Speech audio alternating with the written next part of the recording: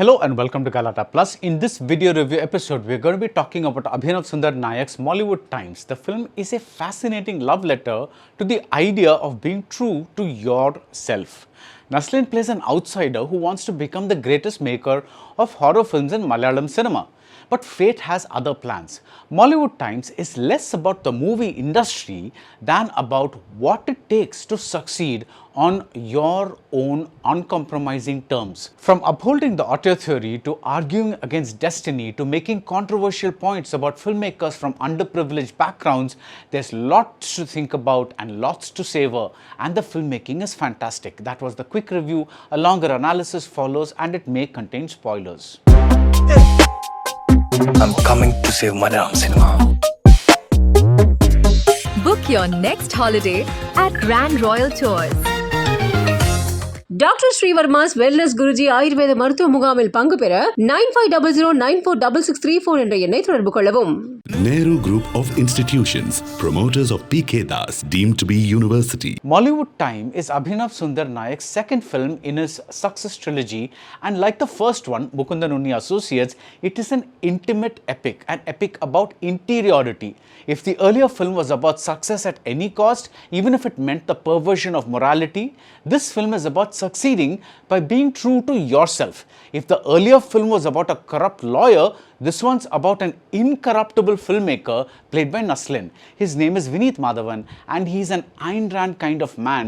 In her novel The Fountainhead, the protagonist Howard Rourke was an architect who blew up his own housing project because its design was altered without his permission.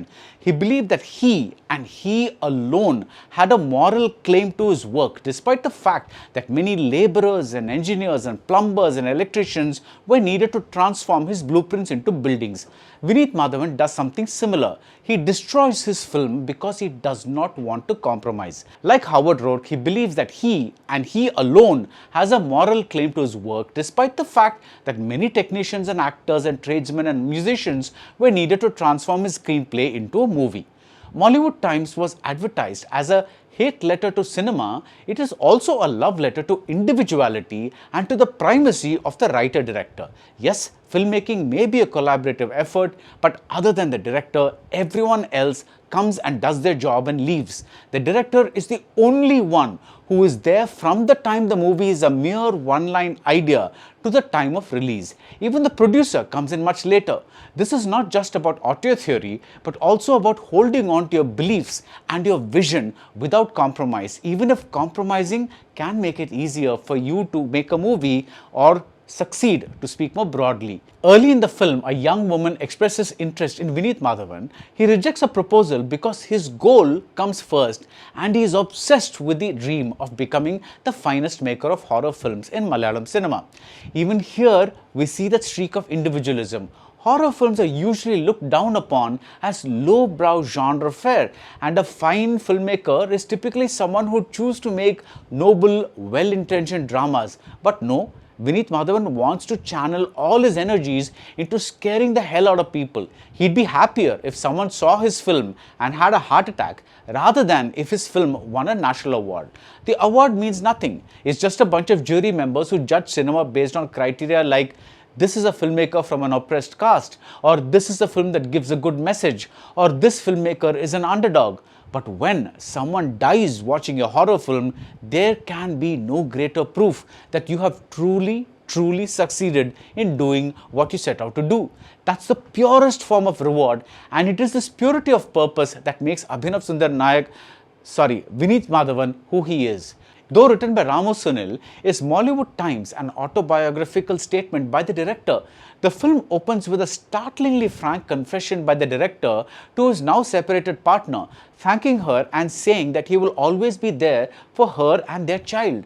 Here's a filmmaker making the most intimate kind of reveal to the whole world, and the film that he's made probably contains more reveals than we are ever going to know. For instance, when you make a film and when someone appreciates just the attempt, it's no use. They have to appreciate the film itself. This could be a director talking about how he wants to be known, not for trying, but for succeeding. Vineet Madhavan is the prickliest leading man since probably Mukundan Unni, and even when he knows that he has a surefire hit on his hands, thanks to fate, he rejects the opportunity. The film that he makes is called Manushyan or Man. The film that beats it is called Devam, which is God or fate or destiny. It is as clear a sign from the universe as one can get, but Vineet Madhavan disregards it. This believer now rejects God. He rejects the religious marking on his forehead. He rejects the picture of a deity that he's kept on his writing table, and he decides that he will write his own destiny. Again, it's some form of individualism.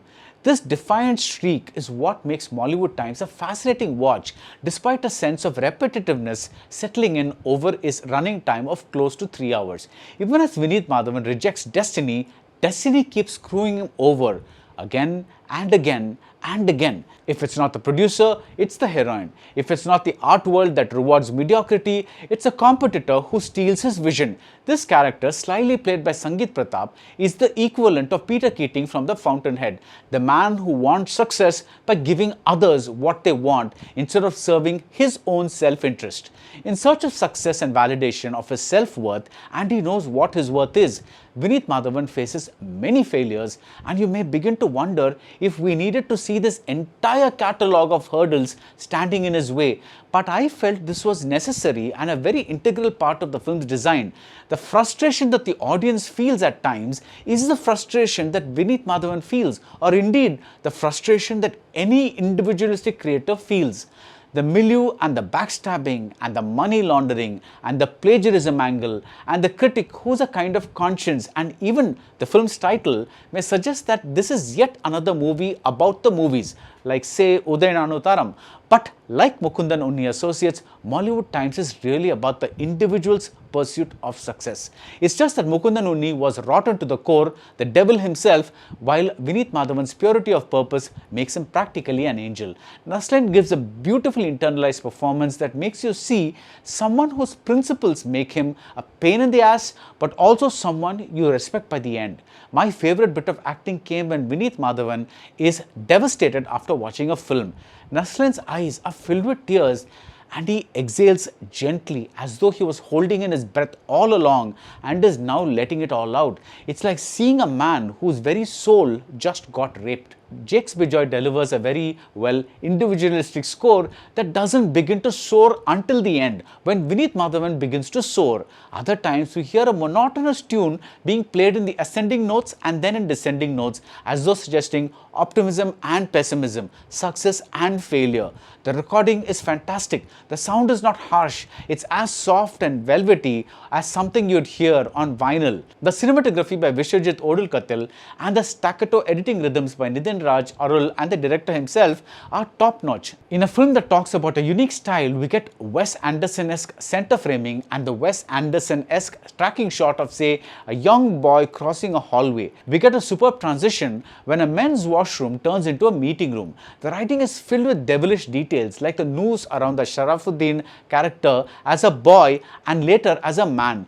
Both times he can't go through with it. Mollywood Times is filled with enjoyable performances from the supporting characters. You're better off knowing who they are, and Vineet Srinivasan appears as a businessman who has shades of Mukundan Unni. But the star of the film is Abhinav Sunder Nayak. He resists easy melodrama. Instead of emotional highs and lows, we get a kind of plateau because it is all happening inside Vineet Madhavan's head and being conveyed to us through Vineet Madhavan's mind voice. The protagonist mirrors the director's single-mindedness in making exactly the film he wants to make, with no apologies and no compromises for the audience, no concessions either. You meet them on their terms, and if you don't, they don't care. At least that's the impression I got. They don't even mind being labelled as, say, fat shamers, as long as they get the woman who fits the role. And they don't want to leave you with hope. That's for losers. For success on your own terms, you have to pay a big price, a very big price, perhaps even your soul. At the end, Vineet Madhavan stands alone, but yes, he is a success. That's it about Mollywood Times. If you like this video review, do subscribe to Galatta Plus, and see you soon at the movies. Book your next holiday at Grand Royal Tours. Doctor Srivarma's wellness Guruji Ayurveda மருத்துவ முகாமில் பங்கு பெற 9500946634 என்ற எண்ணை தொடர்பு கொள்ளவும். Nehru Group of Institutions, promoters of PK Das, deemed to be university.